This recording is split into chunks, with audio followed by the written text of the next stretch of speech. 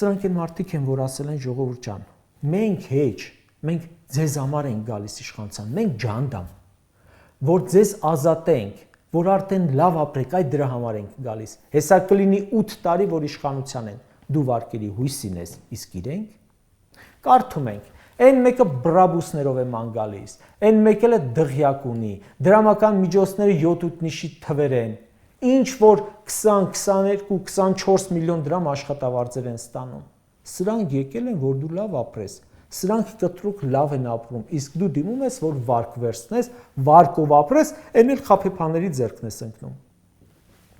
2018 թվականին քպականները հպարտանում էին, որ հաշիվներում 0 դրամ է, դա թալանվածության նշան էր, իսկ այսօր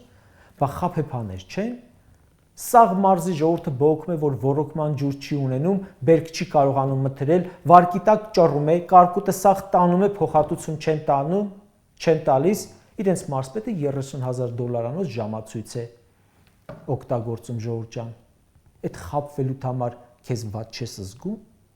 Հեղափոխություն կոչվածից ամիսներ անց Նիկոլ Արտասամանյան հայց է կատարում, հանդիպում է հայ համայնքին ու հպարտորեն ասում. մեր թիմում մեծահարուստ չկա։